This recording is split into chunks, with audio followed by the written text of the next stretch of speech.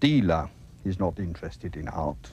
He's interested in, well, basically in money, but, you know, a work of art is as good or bad as the price it fetches. The art historian is not really very interested in art. I mean, he studies it, but he's much more interested in his career, whether he's going to go up in the, you know, whether he's going to become the head of some great museum. Or this is what he's really interested in. And whether he can get a knighthood because he knows a lot about Rembrandt, you know. But no one would have ever given Rembrandt a knighthood for being Rembrandt. You know, it's all false values. And art is neglected.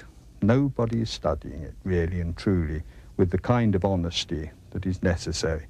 And although I can't myself claim to be a very honest man, in fact, many people think I'm an old crook, I do feel that in this case, at least, that I am honest. I mean, I do try to understand something about art.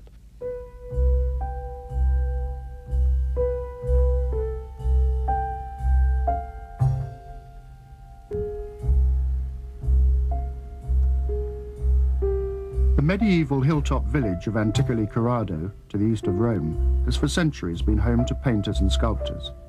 25 years ago, English artist Eric Hebborn came to live here. How I shall freeze after all this sun. Here I am a gentleman, at home a parasite. I love England, I love London, and I love my English friends. But when I'm in the piazza here with the old boys, you know, I feel that we're made of the same stuff. You know? And they're not going to say, oh, you're a working class guy. And I'm not going to say to them, you're a peasant. We get on, we have our glass of wine together. I'm very happy about it. I think I would have been happier as an artist in the Renaissance and in the 20th century, because I would have liked to have been employed in a different way rather than sort of, you know, having to be on the fringes of society, as it were, and being a little bit shady and all that. Hebborn has devoted much of his life to the study of the Renaissance artists, and in particular the drawings made by the old masters as preparatory sketches for their oil paintings. But I think what particularly appeals to people who are interested in old master drawings is that they are a spontaneous expression of the artists. Obviously, drawings vary a great deal in whether they were made just sitting down doodling on a piece of paper, or a rather elaborate finished drawing made, say, as a cartoon for a painting. But you do get a much more personal feel, I think, from a drawing. How the artist, I mean, it's just, I mean, often it's starting with Leonardo, artists were really kind of thinking on paper. I've made drawings in the Dutch style, in the Flemish style, in the German style, in the Swiss style, in the Italian style. And I've even deigned to do a few English drawings and some French drawings. And I've normally chosen important masters, not necessarily the greatest, because it's very hard to convince people nowadays when you turn up with a Rembrandt or a Michelangelo or Leonardo. They say, oh, let's go and tell somebody else, you know. But nevertheless, I've turned up with people like Stefano della Bella and Castiglione and 17th century masters of some importance, including Rubens and Van Dyck. So I have done some very, very important artists. And I wouldn't call Gainsborough a minor artist, nor would I call Constable a minor artist. And all of these people I've done, as it were. Hebborn claims to have made over 1,000 drawings in the style of scores of different artists from the 14th to the 20th century. Many of these drawings are now in the possession of some of the greatest private and national collections around the world, from the British Museum to the Metropolitan Museum of Art in New York.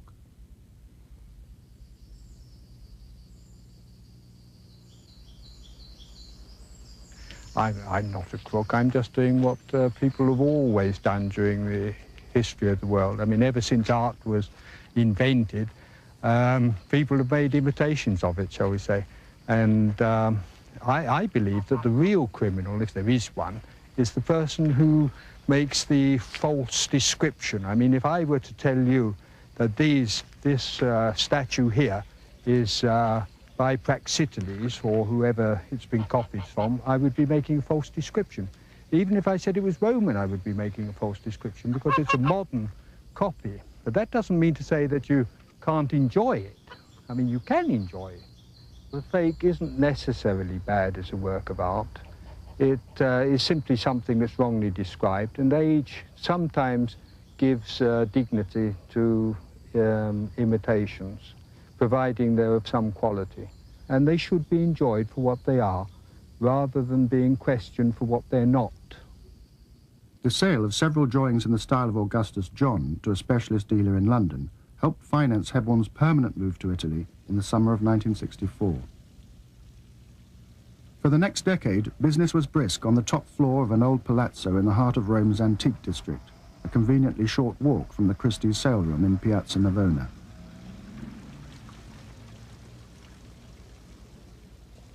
For a Christie's sale in Rome in 1974, Hebborn supplied 24 drawings in the style of various old masters. These were attributed by Christie's to 16th century artists such as Stefano della Bella, Luca Cambiaso and Fra Bartolomeo. As a self-styled dealer in old master drawings, Hebborn was able to offer his own efforts alongside perfectly genuine examples. He called this bread and butter business Panini Galleries and quickly re-established links with the London art trade. It was fairly soon after I went to Colnagi's when a drawing was sent from Italy, from some galleries called Panini Galleries, by Jan Bruegel, either older or younger, which had been in Colnagi's in the 1930s. It could be traced in the stock book, and I think it may even been exhibited. I really can't remember this date. And this seemed to us a perfectly genuine, nice drawing, which the firm was very pleased to purchase back. And as a result, I think I was going to Italy fairly shortly afterwards. I thought I might call on Eric Hebborn, who lived at that time in Rome. I bought a drawing in a sale, not in one of the great sale rooms such as Christie's and Sotheby's. And I noticed on the back of it a label, the label of a dealer called Colnagi. And I thought, well, you know, if they had it, it's probably a decent drawing. And I took it home, and it said that it was by Bruegel. So I hung it on the wall, and I was very proud I'd bought a Bruegel for only £40. I thought, how the hell did I get it that cheap if it's a real Bruegel? Anyway, I was there for a few months. And then I began to look at it, and I thought, you know, this is not a Bruegel. This is a copy. And I thought it was an engraver's copy, because in the old days, the only way of reproducing drawings was, you know, for the engraver to make an engraving of it and reproduce it. So to make his engraving, he first made a copy in the medium that the artist had used. I thought, well, that's what it is. It's an engraver's copy. Then I wondered to myself, well, why can't I copy this copy, and make it a little better, and then it'll be a little bit more like a Bruegel. And so I set to work in that way.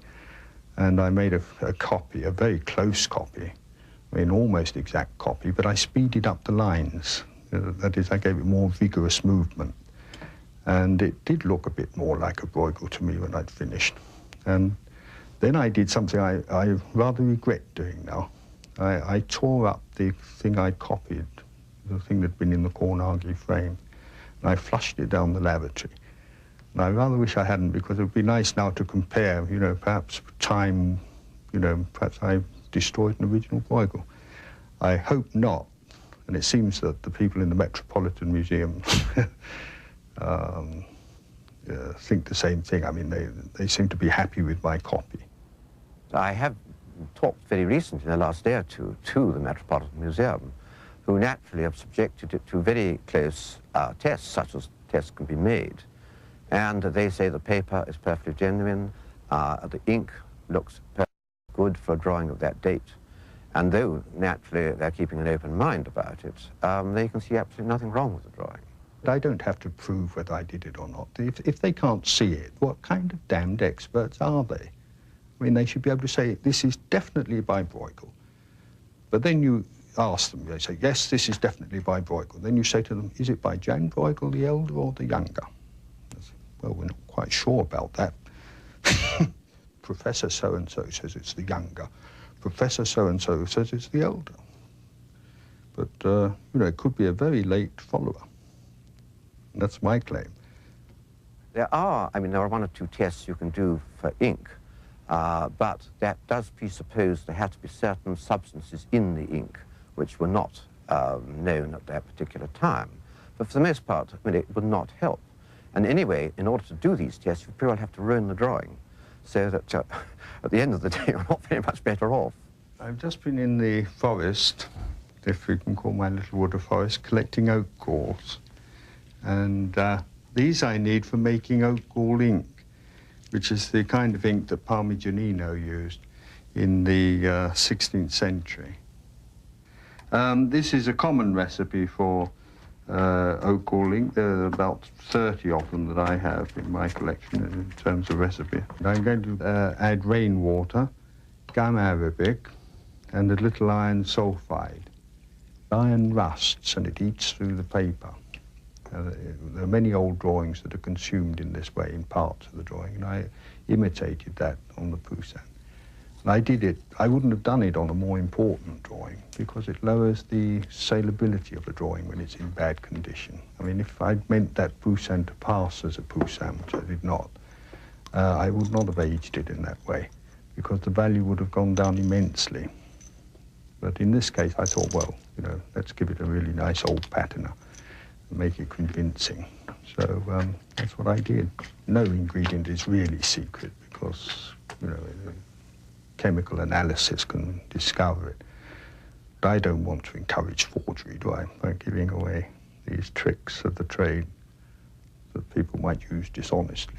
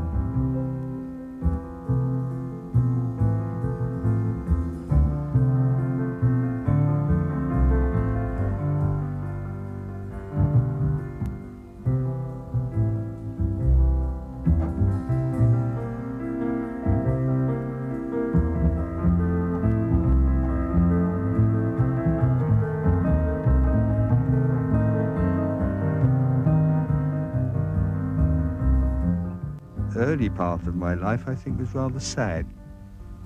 My father seems to have been always out of work, and my mother had many children. The poor woman was under great stress. She seemed to have taken her, you know, revenge, as it were, on myself, and she used to treat me rather badly. At the age of 8, I was still trying my hand at drawing. Found that if you light a Swan Vesta match, you have a little piece of charcoal at the end that you can draw with. You can dip it in the school inkwell. In those days they had inkwells. I don't think they have them anymore. But anyway, I would do that and I would make sketches. And the headmaster came round making inspection. And he saw that in my desk I had this matchstick and a piece of sandpaper. And he thought that I was playing with fire and he gave me a caning for it. And I thought, well, I've been punished for the deed, now I shall do it. And set light to the cloakroom. And the fire began to spread. And I got frightened, and I thought I'd better tell the headmaster, Mr. Percy, what had happened. So I poked my smoky face round his door and said to him, because I didn't know how to put it. I mean, please, sir, I've set light to the school. So I recited a little poem we'd learned. It went, fire, fire, Mrs. Dyer. Where, Mrs. Clare? And at that moment, a puff of smoke came into his study, and I found myself in a juvenile court being charged. I was asked whether I was guilty or not guilty of arson. I didn't know either of the words. I didn't know the word guilty or arson. I didn't know what it means, but a policeman standing next to me said, say guilty, son. Say, own up, say guilty. So that's what I did, and ended up in Borstal. So that was, you know, an unpromising beginning.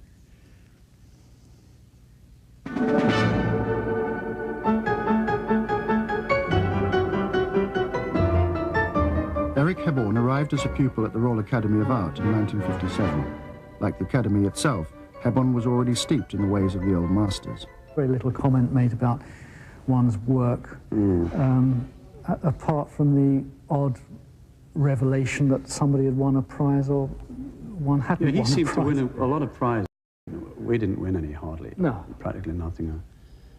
He was a very sort of silent creature. I mean, he just kept to himself. He didn't mix with other students, as far as I remember. He was always, I never remember seeing him in the canteen or anything. He was always around there painting these Veronese green grounds and all this old master stuff, which... He painted very much in the old master style as a student. I thought he was a joke, actually. Karen Ray and Nancy Galsworthy also studied with Hebborn. It was a school that produced a lot of brilliant people, of whom Eric was one, though not appearing to many to be so, because he was very quiet. But when you talked to him, you knew he was an interesting person straight away. Oh, I was madly in love with him, yes. But which is why I used to say Nancy's playing hard to get rid of. When he was at the Royal Academy, he won all the prizes for drawing. So we're dealing with a very gifted draftsman. While he was still a student at the Royal Academy, Eric Hebborn discovered that he was colourblind. I had this curious thing, I believe men have it more often than women, of not being able to distinguish between certain greys and certain greens. And I sometimes paint pictures with fierce greens, which I just couldn't see, and I thought they were delicate, pearly greys, and in fact they were not. And I had to look at the tubes of colour and read the labels to make sure that I wasn't falling into this trap. There was a time when the hippies were around and people were on LSD, and I was given some in a cake. I didn't know that it was there. It had been ground up, and I was suddenly hallucinating and seeing things in the most extraordinary way, and my colour blindness seemed to clear up after that.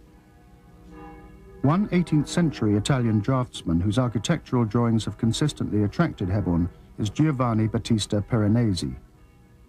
A fine example of this master's work, a magnificent Roman port, was sold to the National Gallery of Denmark for £14,000 in 1969 by the London dealer Hans Kalman.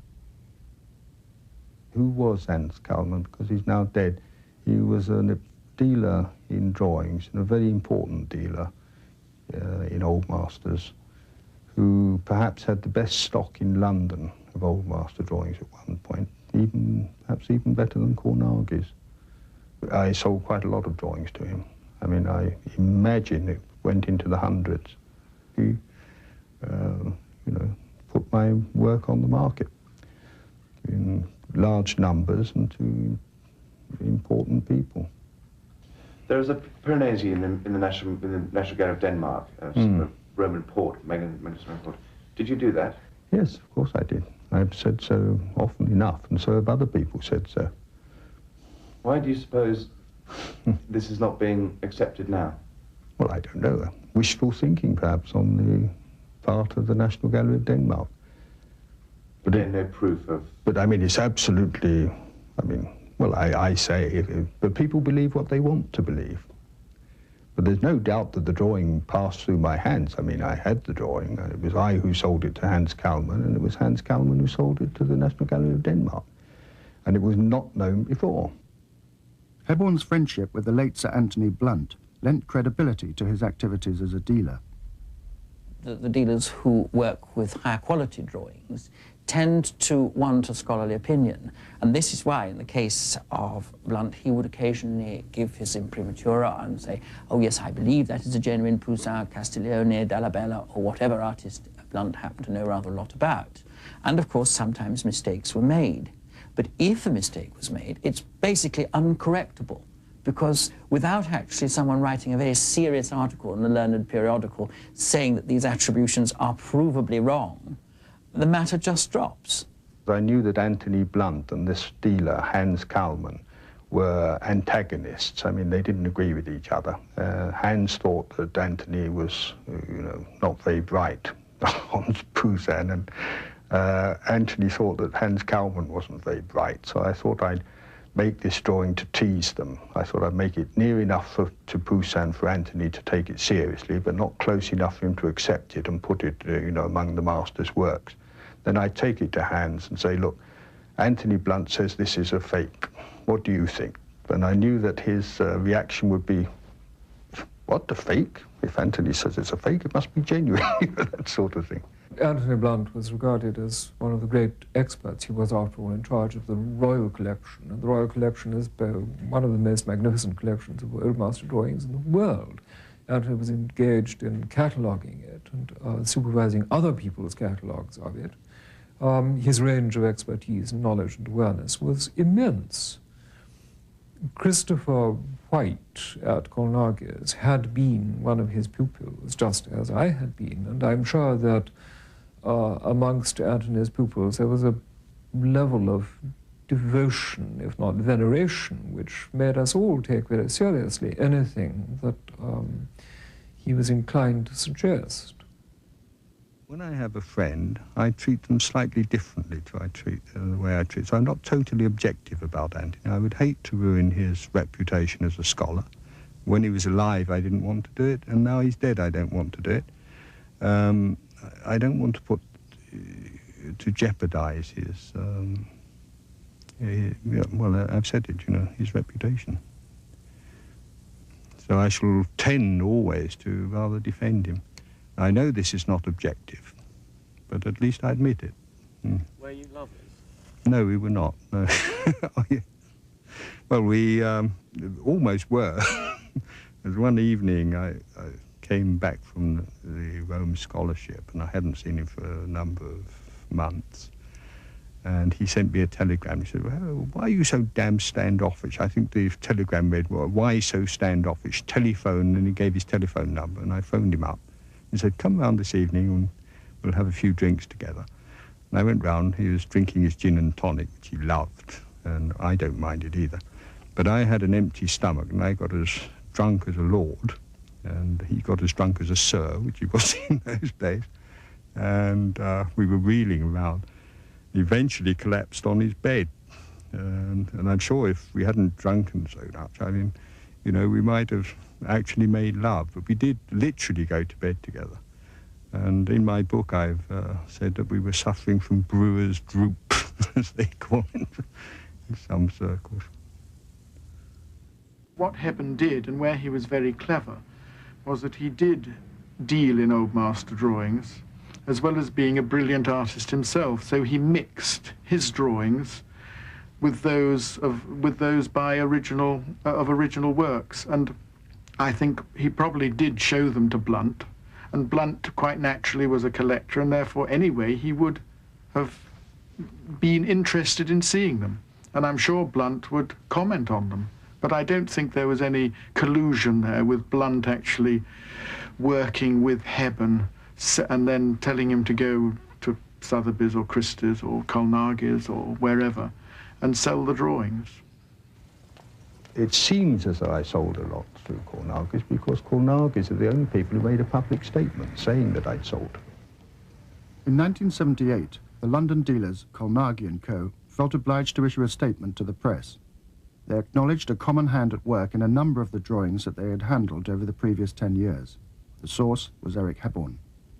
One of these was a missing link in the oeuvre of the great Flemish master, Sir Anthony van Dyck, purporting to be a study for his painting of Christ crowned with thorns. I was looking through a book on Van Dyck drawings, and I saw a series of drawings, preparatory studies for a painting. And I thought, you know, he's missed a chance there, old Van Dyck. It would be better if that figure was moved over here and a little bit more stress there and so on. I'll try that out. And so I made a drawing in his manner, making a variation on the other drawings. What was interesting about Eric Hebborn's approach to making that drawing was that he found a group of preparatory studies made by Van Dyck for a painting where Van Dyck had experimented with different positions. And this was a perfectly common thing, but it was unusual that we had, I think about 4 or 5 drawings for this particular composition. And what he very skillfully did was to rearrange the figures, taking one figure from one drawing and another from another. In itself, a perfectly reasonable thing for the artist to do. I mean, as he was working through his ideas to find the ideal solution. But when you study them very carefully, you see there is something rather stilted in the way that he extrapolated one figure from one drawing and another. But as I say, it was well, I have to say, rather brilliantly put together. Colnaghi's unwittingly sold Hebborn's drawing to the British Museum as a Van Dyck for an undisclosed sum in 1970. It is now correctly attributed to Eric Hebborn. Whoever buys a fake has been cheated. That is something which causes concern. I mean, whether it's a public institution or a private collector, they're both being cheated. And I think that one's concerned when people are cheated. Many of the drawings that Hebborn claims to have made have passed through the hands of leading dealers and the great auction houses, Sotheby's and Christie's, into the possession of private collectors. As well as Renaissance masters, Hebborn claims around 80 drawings in the style of Augustus John, successfully executed, mistakenly attributed and sold in London. Mr. Noel Annesley, Deputy Chairman and Director of Fine Arts at Christie's, was unavailable for comment. But Julian Stock, of the Old Master Drawings Department at Sotheby's, was glad of an opportunity to clarify the confusion. Well, it's possible, 1,000 drawings, but the list that I've been given of what he's admitting to only comes to 80, so it seems to me there are another 900 or so out there. One of the drawings that we sold as long ago as 1967 was this rather beautiful drawing of a page, which took us in because we catalogued it as attributed to Francesco del Cossa and based on an attribution of another drawing in the British Museum, which in fact Mr. Hebborn now claims was his prototype. And we sold it. I think it must have been one of the first drawings that he actually sent in for sale, and it was purchased by Colnaghi's, who then they didn't believe our attribution to Francesco del Cossa. They called it just North Italian School 15th century, and it was purchased by the Pierpont Morgan Library in New York, which is one of the most renowned libraries in the world, I would say. Well, he must be one of the very best that probably ever lived. I think one might go that far, although now, of course, that one's recognized his work, it's very easy to see them. For me it is, anyway, it's very easy. I'm sure for some people they might still be struggling to actually believe that they can be forgeries. Another drawing that we had that is apparently claimed by Eric Hebborn that he drew was a drawing by Jan Bruegel that we sold. And this one, I must admit, is very different from the others that we're seeing now. The paper's foxed, which is rather like a sort of freckling. It's some of the iron in the paper which has got damp, and it's a disease in the paper. And this drawing, which is very spontaneous, he claims he drew, and I'm not actually 100% certain that he did it. I wonder really whether this is by Hebborn himself, and I'd like him in a way to look at the drawing. However, we sold it, and then it went to a dealer in Hamburg, and the dealer in Hamburg didn't find a client, and he gave it to another auction house to sell in Amsterdam, and it was sold in Amsterdam, and I don't know where it is now. This is a Leonardo drawing that was offered to us. When I'd looked at it, I felt that it was a forgery, and I'm not certain that it's by Eric Hebborn, but I wouldn't be surprised, and I would be interested to have Mr. Hebborn's comments on it, because in my opinion and a number of other people, it is without doubt a forgery. Why is it forgery? The facial types is one of the main giveaways here. Although there is pentimenti in the head of the Baptist, the faces are too sweet, and they don't have the physiognomy that you would have in the early 16th century. Pentiment is when an artist is rapidly working out a position for a figure, and he'll move his head like this, like that, like this, or like this. And that will all be on one drawing. Now that is pentiment.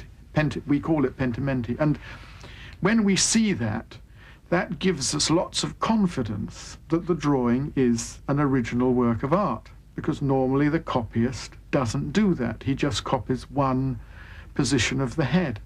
So Hebborn knew this, probably. One, obviously he loves the old masters. He must have looked at them very intensely. The fact that he uses old paper, why didn't he use new paper? He didn't use new paper because he knows that we're not that silly.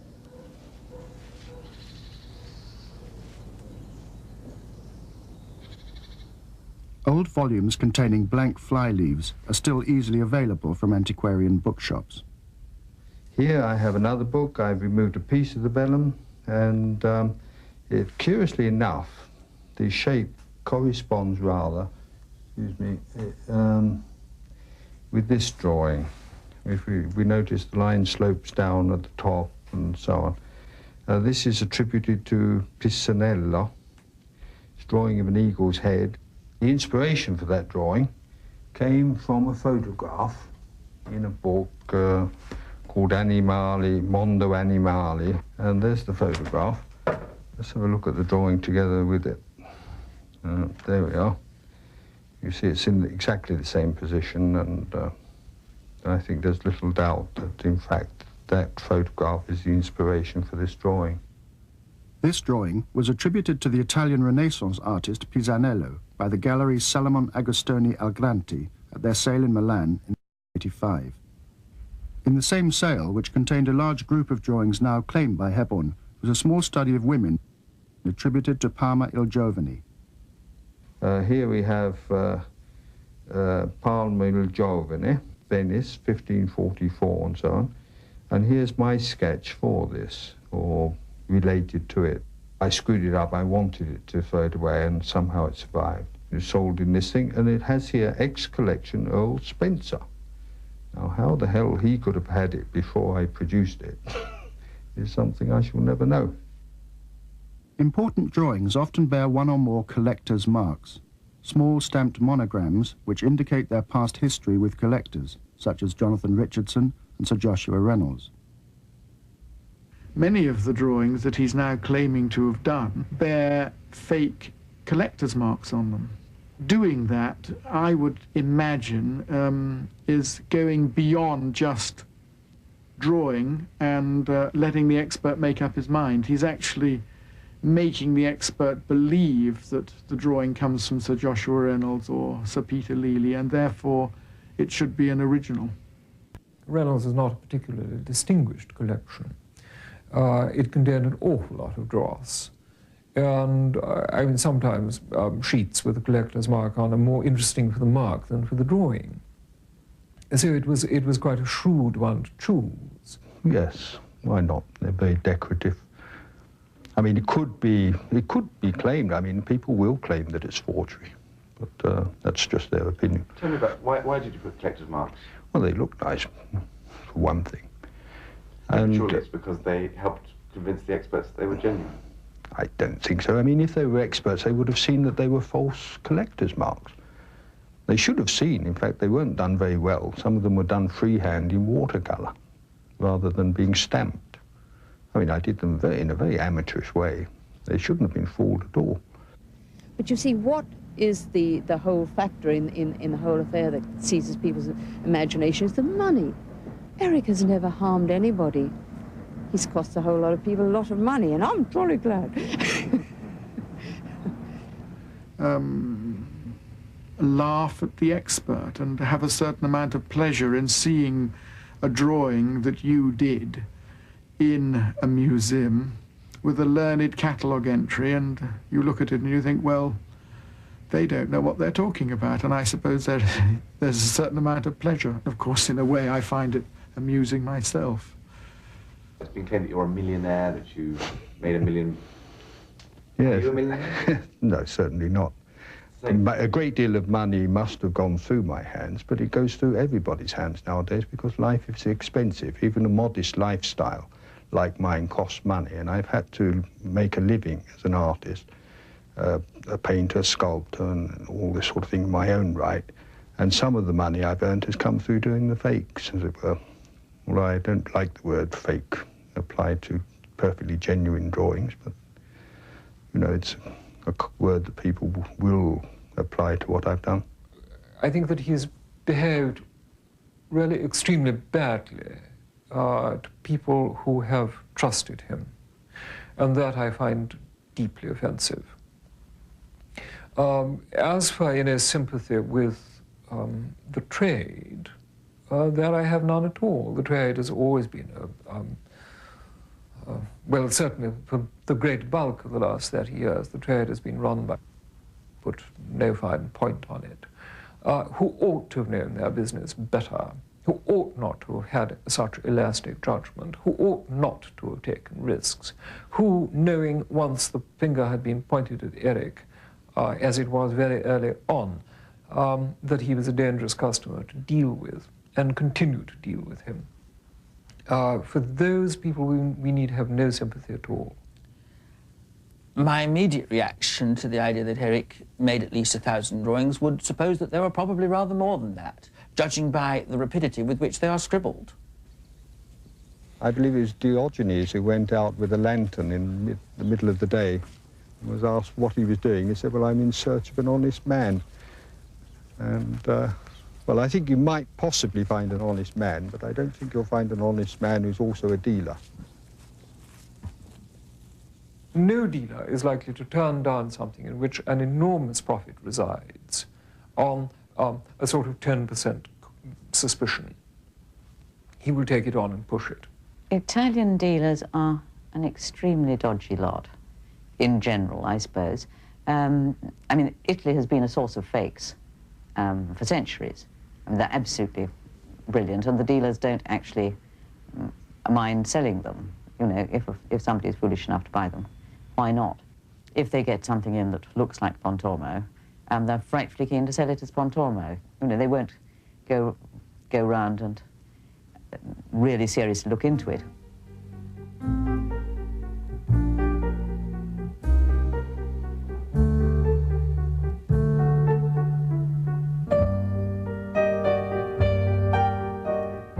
The Palazzo Strozzi fair is the kind of place that I try to avoid because it's full of rather snobby people and flashy kind of people.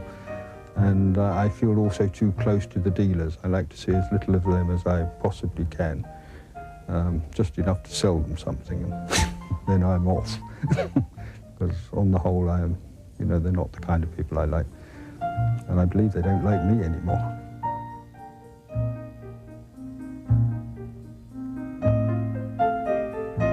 A dealer who deals in the north of Italy, he asked me if I could find for him a collection of old master drawings. And I said, well, no, I don't deal in drawings anymore. He said, well, you know, it would be very well paid. I mean, don't worry about that. And I produced for him 30 or so important old masters. I mean, very big names, Pontormo and, I don't know, Pisanello, Parmigianino, this sort of thing. This dealer took the drawings away and put them into sale and gave wrong attribution. I mean, he must have known that the things were fake. I mean, he commissioned them. I mean, he'd asked me, will you please do this? And I'd done it, you know. And so he knew perfectly well what he was handling. And when I saw a sale catalogue with these drawings reproduced, I found that not only had he given the attributions as being firm and definite, he'd also made stains on the drawing to simulate age, which they didn't need because they were on old paper with old materials in any case. And he'd also given false provenances. And I was so surprised to find that the prices were so high. I mean, 170 million, I think it was, for a Pontormo that I'd made. We were talking about £90,000 or something like that. That's quite a lot of money for a drawing that you've only paid the artist £750 for, isn't it? There's quite a markup. You know a man called Eric Hebborn?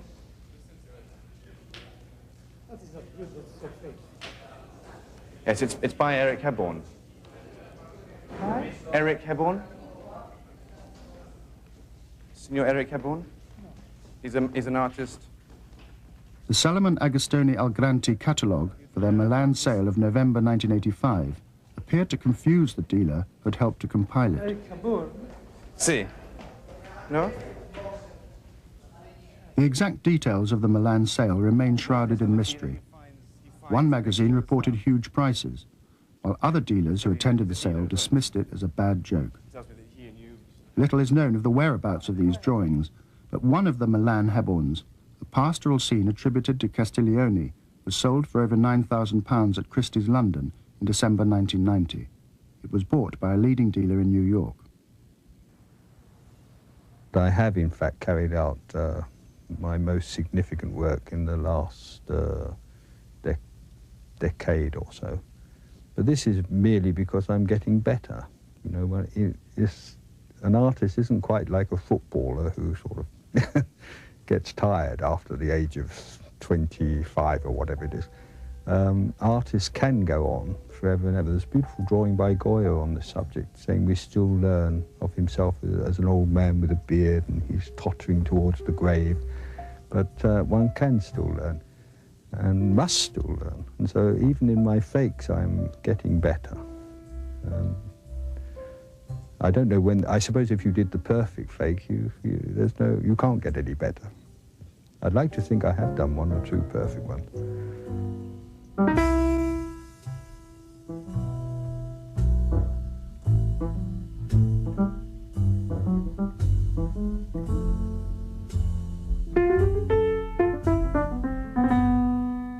The old master drawings are usually slight and sketchy or so on and so forth, but nevertheless they're very important because they are much nearer to the artist's original thought. You know, he's dashing down an idea in his first sketch, and often this is lost in the final work. One is closer to the creative process in a drawing than one is in a final piece of sculpture or painting or fresco. And this is one of the values of drawing. But I believe there's an even deeper value to drawing. And mankind is at the point of losing it. It's becoming a dead art. And it's the art of line.